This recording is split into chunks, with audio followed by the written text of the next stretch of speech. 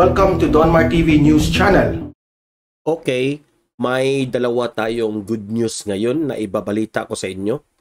Una, itong si Erwin Tulfo ay inappoint na ni Bongbong Marcos as DSWD Secretary. Okay? Si Erwin Tulfo na ang mag-handle sa DSWD.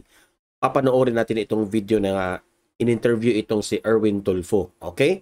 So itatalakay natin ito. Pangalawa nating pag-uusapan ay itong si Pangulong Duterte ay kontento at masaya sa kanyang panunungkulan within 6 years sa kanyang presidency dito sa Pilipinas. Okay? Panoorin natin ito rin sa kanyang meeting sa kanyang gabinete. Masaya siya at kontento. Okay? Panoorin natin itong video na ito. Okay? Pero bago ang lahat guys, like this video sa YouTube. Like, then subscribe to my channel Donmar TV and hit the notification bell so that you will be updated sa mga videos at mga balita na kagaya nito. Okay? So, una, punta tayo dito kay Erwin Tulfo na siya na ang mag-handle sa DSWD by the inappoint siya ni BBM. Okay?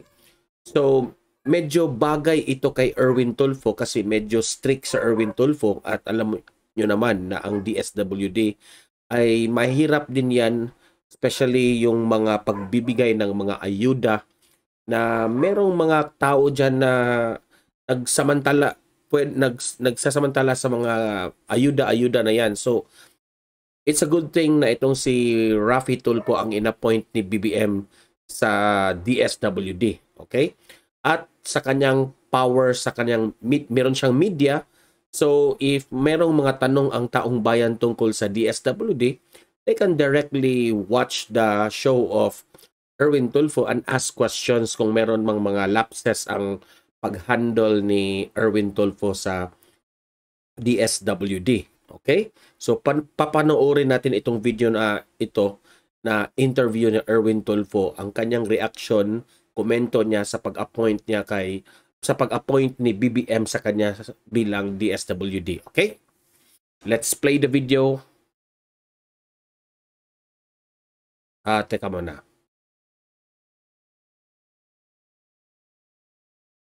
Play. Marami na po nagawa ang present administration, ang administrasyon po ni Pangulong Duterte sa ilalim po ni Secretary Bautista. Pero kailangan mo pong dagdagan, ma'am. Isa na po riyan yung pagbibigay ng ayuda na mas mabilis na makarating sa mga tao.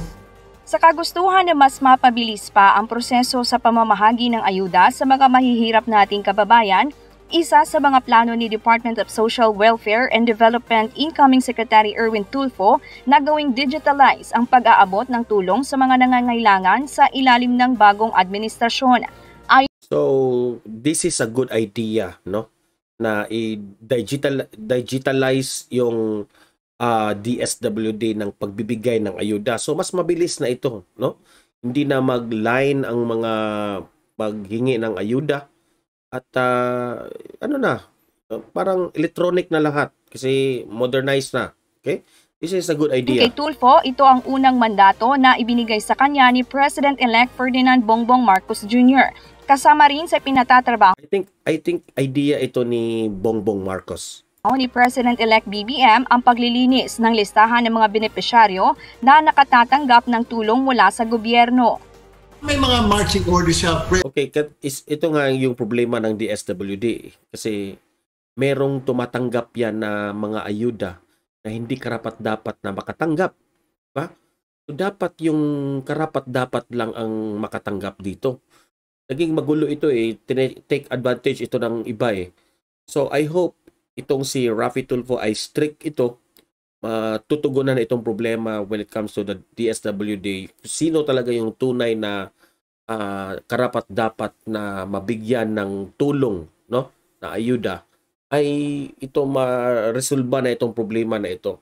Kasi meron diyan mga yung kahit hindi naman masyadong mahirap pero tinitake advantage nila yung pagkuha ng ayuda sa gobyerno.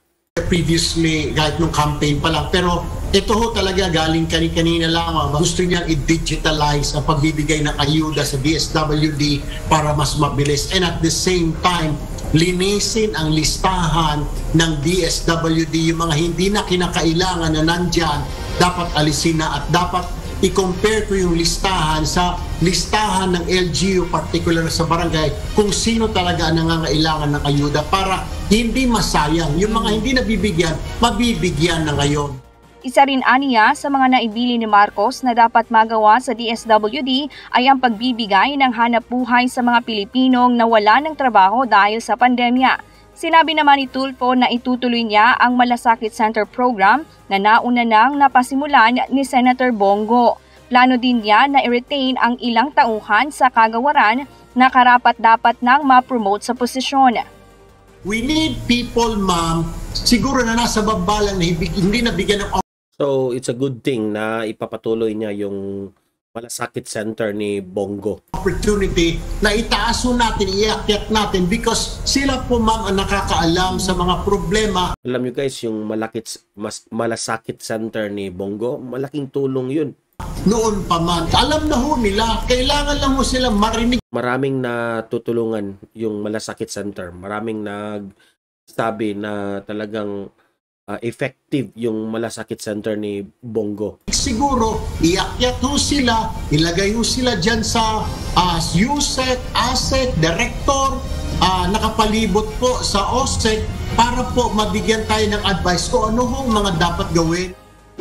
Bagaman naitala na bilang isa sa mga magiging miyembro ng gabinete ni President-elect Bongbong Marcos Jr., plano pa rin ni incoming DSWD Secretary Erwin Tulfo na ituloy ang pagiging broadcaster dahil naniniwala ito na mas madali niyang maipaparating ang mga programa ng pamahalaan. Oo nga, di ba? Sabi ko kanina na magagamit ni Erwin Tulfo ang power of media kasi nasa media siya, di ba?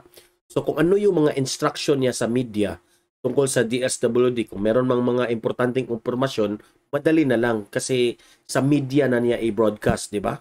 Para sa ating mga kababayan at mas magiging abot kamay niya ang pagtulong sa mga nangangailangan.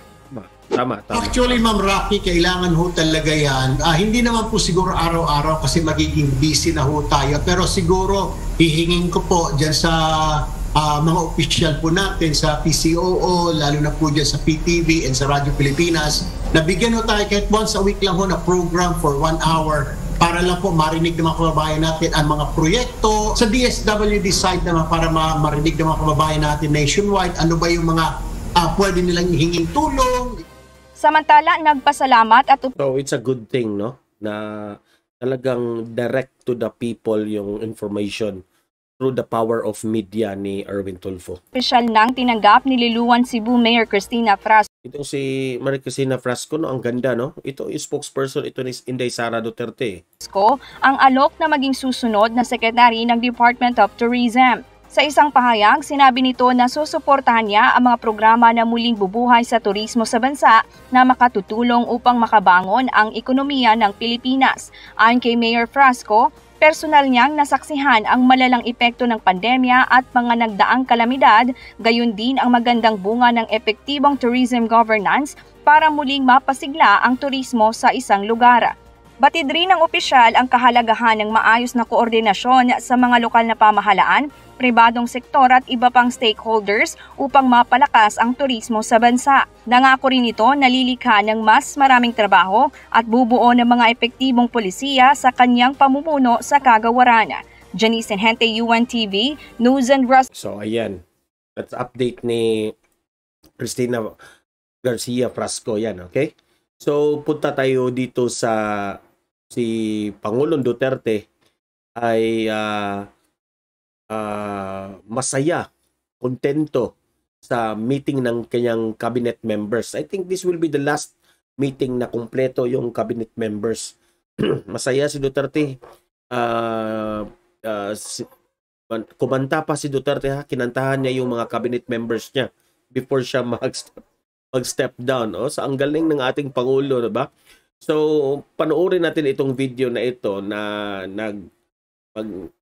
happy sila sa meeting ng cabinet members ni Pangulong Duterte kasi kontento at masaya si Duterte sa kanyang panunungkulan within 6 years. Okay? So, panoorin natin itong video.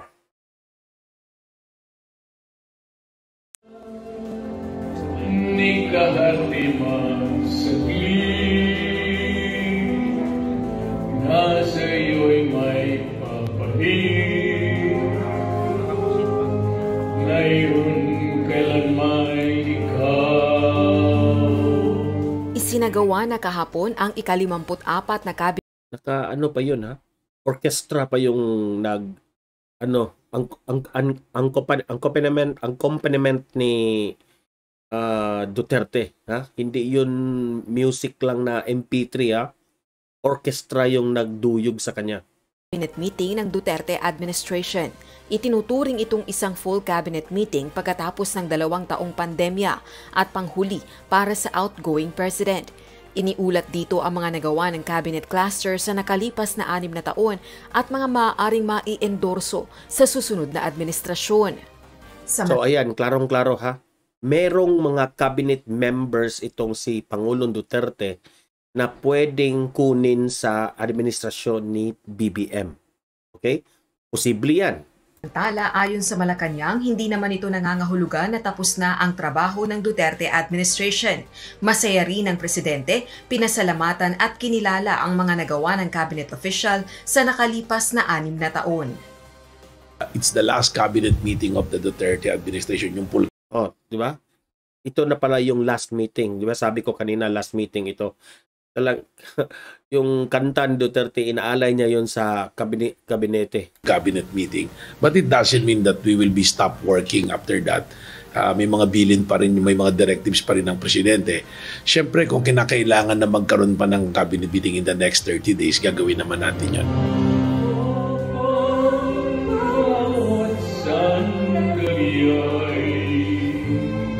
Bukod sa pagpupulong, isang Thanksgiving dinner din ang inihanda ng Pangulo para sa mga miyembro ng gabinete. Naghandog din ng awit ang Pangulo para sa mga kalihim at kanilang mga kabiyak. Masaya, no, yung upbeat siya. In fact, he was gracious enough to render some songs para sa mga member ng gabinete. And it's like a family na parang celebrating also the victory of the administration, yung mga nagawa ng administration. And nagpasalamat sa mga miyembro ng gabinete na dating miyembro at kasalukuyang miyembro. Samantala, may isang buwan pa. So, hindi ito meeting lang ng yung current na kabinete. Yung mga gabinete is na nagbitiw na sa kanilang pwesto, no? Sa within 6 years are also invited here. Ang nalalabi si Pangulong Duterte bago bumaba sa pwesto sa June 30, 2022. Ayon kay Acting Presidential Spokesperson at Presidential Communications Secretary Martin Andanar, nakaantabay lang sila kung meron pang Talk to the People address na isasagawa ang presidente sa mga susunod na linggo. Rosa Licoz, UNTV. So, mag-comment tayo dito, no? Talagang unti-unti tayong nalulungkot dahil itong si Pangulong Duterte ay parang namaalam na sa kanyang gabinete, inandugan niya ng kanta, orkestra pa yung nag-accompany sa kanya. So, masaya ang ending ng presidency ni Pangulong Duterte. Ngunit, nakakalungkot dahil mamimiss natin si Duterte, ang kanyang mga pagmumura na yung kanyang, kasi nagpro-protect lang si Pangulong Duterte sa atin, di ba? So, talagang in-invite lahat ng mga gabinete, yung mga active at non-active, no? Kasi this will be the last cabinet meeting na kumpleto sila. Okay? So, sad but happy naman tayo kasi makapagpahinga na yung iba dyan ng mga, especially si Duterte, yung iba, they can already spend time sa kanilang family, no? So, yan ang update natin yan. Guys, sa ating balita ngayon, don't forget to like this video, okay? Para kakalat ito sa YouTube algorithm. Okay? Importanteng mag-like kayo. At mag-comment kayo, guys, ha, kung ano ang ma-comment nyo about kay Erwin Tulfo na siya na yung sa DSWD, kaya ba ni Erwin Tulfo? At itong pag-out na ni Duterte sa bilang presidente. Okay? So mag-comment kayo. And subscribe to my channel, Don Mar TV, and hit the notification bell so that you will be notified sa aking latest na mga updates, news, mga balita. Okay? So hanggang dito na lang. Mahalin natin ang Pilipinas. Mabuhay ang next administration. Have a great day and God bless to one and all.